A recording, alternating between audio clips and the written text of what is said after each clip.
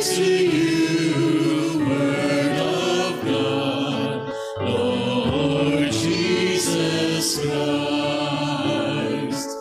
Glory to you, Word of God, Lord Jesus Christ. Whoever serves me must follow me, says the Lord. And where I am, there also will my servant be.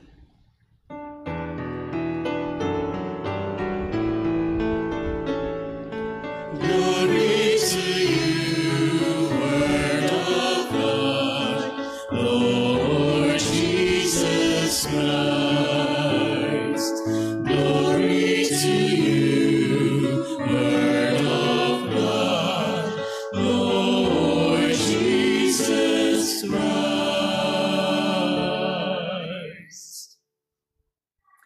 The Lord be with you. And with your spirit. A reading from the Holy Gospel according to Saint John. Glory to you, O Lord.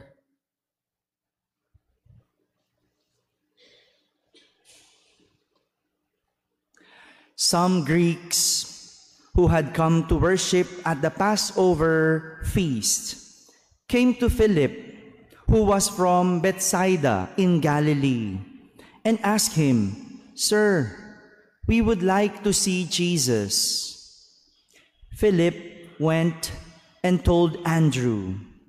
Then Andrew and Philip went and told Jesus. Jesus answered them, "The hour has come for the Son of Man to be glorified. Amen, amen, I say to you, unless a grain of wheat falls to the ground and dies, it remains just a grain of wheat. But if it dies, it produces much fruit.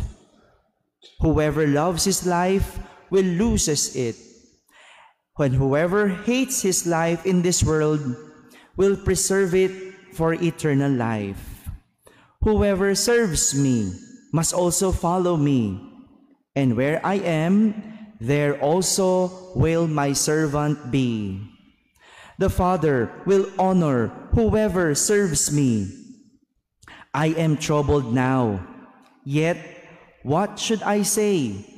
Father, save me from this hour? But it was for this purpose that I came to this hour. The Father, glorify your name."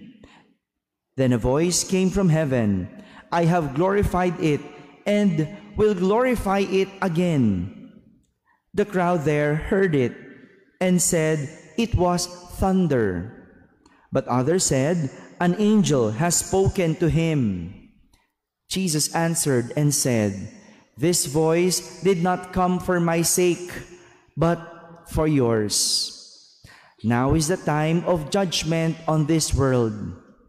Now the ruler of this world will be driven out. And when I am lifted up from the earth, I will draw everyone to myself." He said this, indicating the kind of death he would die. My friends, the Gospel of the Lord. Praise to you, Lord Jesus Christ. Please be seated. Good morning, my dear brothers and sisters. A blessed Sunday to all. Could you kindly bless the person beside you by greeting him or her a blessed Sunday? Okay, greet the person. Before we start our reflection, I would like you to imagine, what will I say? Okay lang po ba yon? Hello. Ayan. Parang ayaw nyo naman po, sama ng loob nyo yata. I just imagine this. Okay? Para meron naman participation, hindi lang, nakatingin lang kayo sa akin. No? I'd like you to imagine this. Imagine, you are holding a candle. Na-imagine nyo na po ba? Bahala na kayo kung kaliwa o kanan, o kung may tatlo pa kayong kamay. Imagine you're holding a candle, and on your other hand, you are holding a matchstick. Meron kayong posporo. Okay. And you are in a very dark room. Imagine nyo na po. Will you light the candle or not? Who said he will not light the candle? Taas ang kamay. Who said he will light the candle? Taas ang kamay. Yeah. Thank you for your imagination. Yes. Well, most of us, all of us will definitely light the candle. Even if it means the candle will die eventually. We will light the candle for us to survive, even if the candle means it will die eventually. Ganito ang kandila. Kung kailan ito binuhay o sinindihan, saka ito nagsimulang mamatay. Dahil ang buhay ng kandila ay nasa kanyang pagkamatay. Kailangan niyang maupos. Kailangan ng kandilang maubos para maisakatuparan niya ang kanyang buhay. Dahil walang silbi ang kandila kung hindi ito mauupos. At sa kanyang pagkamatay o pagkaubos, nagkakaroon ng saysay ang kanyang buhay. My dear brothers and sisters, this is what our readings for today would want us to remember about God, like the candle. But similarly, this is not the image that Jesus used in our gospel. I just used a candle to make a similarity to the image that Jesus used. Because Jesus used in our gospel the image of a wheat or a grain of wheat. Dinalian ko lang kasi mas alam natin, familiar tayo sa kandila. But Jesus used grain of wheat when he said, unless a grain of wheat falls to the ground and dies, it remains just a grain of wheat. But if it dies, it produces much fruit. This is the answer of Jesus when the Greeks were looking for him. They wanted to see Jesus. But instead of telling them to come or to meet him, he gave the image of a grain of wheat. Ang labo talaga ni Jesus, no? Ang sabi lang naman ng mga Griego, gusto ka naming makita. Pwede mo namang sabihin, halika dito. Tignan mo yung mukha ko. Pumunta ka dito. Diba? Yun ang sagot. Pero Jesus is different. His answer was not that. His answer was the grain of wheat. Hindi tayo masyado familiar sa grain of wheat kasi sa atin, bigas.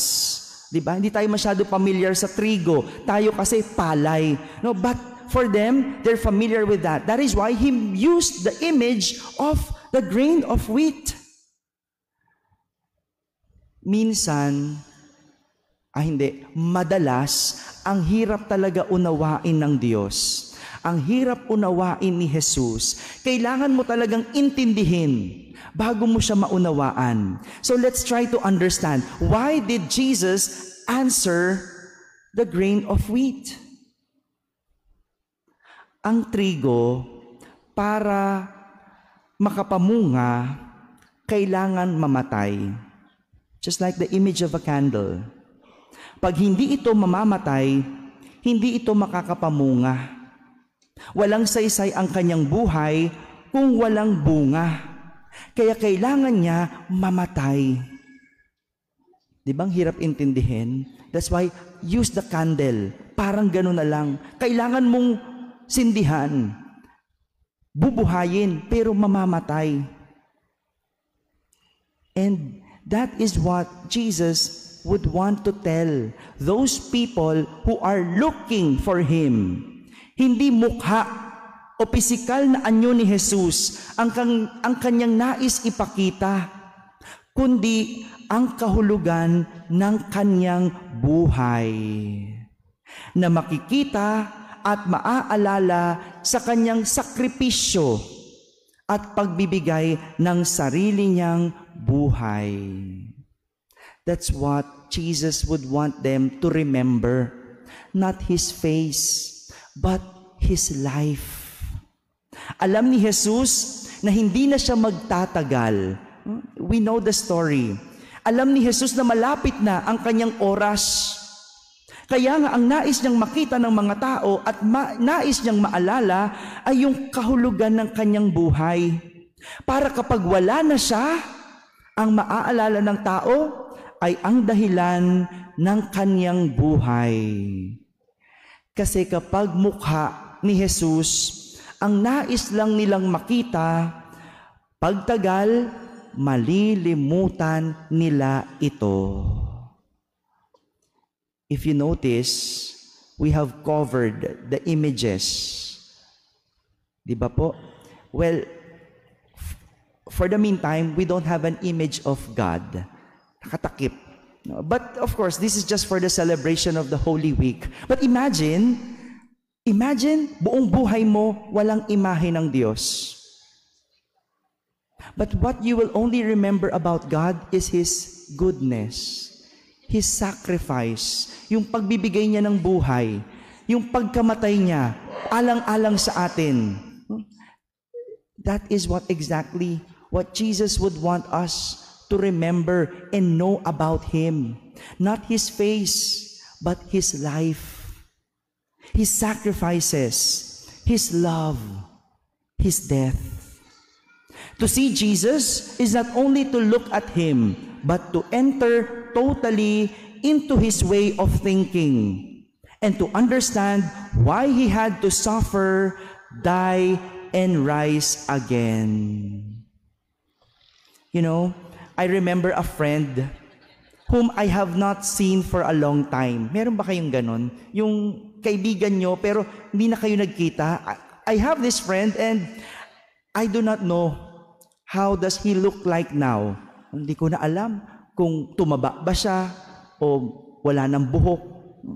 I cannot remember him anymore. But he is my friend. Siguro nga sobrang tagal, kapag nagkasalubong kami, hindi ko siya makikilala. Sobrang tagal na. Hindi ko na alam ang kanyang itsura. No? He does not have a social media accounts. No? Wala.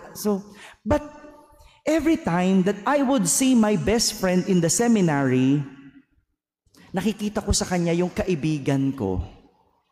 I would remember always my friend not because they look the same, but because they have the ways in their life na parehas ng paraan ng kanilang pamumuhay. At yun ang lagi kong naaalala. Kapag nakikipagkaibigan kasi ako, kinikilala ko yung tao. How he thinks, how he acts, no? Yun yung tinitignan ko. Yung kanyang prinsipyo, yung kanyang opinyon, ganito siya mag-isip. Ganito siya. So, even though I do not see him, I would still recognize him. That is what Jesus would want us to remember about Him. Sa mga naghahanap ng Diyos dahil nasasaktan, sa mga naghahanap ng Diyos dahil nahihirapan, sa mga naghahanap ng Diyos dahil kailangan ng kagalingan, you don't need to see the face of God. Remember the life of God. The face of God will not give you any consolation. But when you are heartbroken and you remember how broken God was, you will be at peace. Kapag nasasaktan ka at naalala mo yung sakit na pinagdaanan ni Jesus, masasabi mo, no, ang drama ko pala. Mas mahirap yung sakit ni Jesus. Ako, bumagsak lang sa exam. Ako, nag-break lang ng boyfriend, no? Pero ang drama-drama ko, no? You will remember, no? Not the face of God, but you will be consoled by the kind of life God has shown us. However, if Jesus wants the Greeks to remember His sacrifices, the Israelites and Judeans were fast to forget about their covenant with God. Kung anong pagpapaalala ang nais ni Jesus sa mga Griego, siya namang bilis lumimot ng mga Israelita at mga taga-Huda sa tipan ng Panginoon. Kaya nga, ang pangitain ni Propeta Jeremias sa ating unang pagbasa, sabi niya, gagawa ako ng bagong tipan, ang Panginoon, at itatanim ko ito sa kanilang kalooban. Imagine that. Dahil malilimutin ng tao, madalas makalimot sa utos ng Diyos, itatanim na ng Diyos ang kanyang tipan sa ating kalooban. Sabi niya, isusulat ko sa kanilang mga puso na ako ay magiging kanilang Diyos at sila ang magiging bayan ko. This is the covenant that God will make, that He is our God and we are His people. This is the covenant that God will make sure we will never forget. Siya ang Diyos at tayo ang Kanyang bayan. Diba? Hindi na natin malimot yon. Yung kapag nangangailangan ka, sinong tinatakbuhan mo? Diyos. Kapag may sakit ka, at kailangan mo ng kagalingan, hindi ka mapagaling ng doktor, sinong tinatakbuhan mo? Diyos. Kapag nahihirapan ka, kapag board exam na, sinong nilalapitan mo? Diyos. Hindi mo makalimutan yon. Hindi mo makalimutan because God had already wrote it in our heart. If others, asan yung mga nakalimot? Asan yung mga tumalikod? Hindi naman nila nalimutan yung Diyos. Nagtatampo lang yan sa Diyos. Hindi kasi napagbigyan. Hindi kasi answered prayer. But we don't forget that God is our God and we are still His people. My dear brothers and sisters, if there is one thing that God wants us to remember in all of these things, it is His love for us. Yun yung gusto niyang maalala ng Diyos. Kapag naghahanap ka sa Diyos, remember His love, not His face. For every time that we would remember God's love, we will never forget why He died for us. Amen.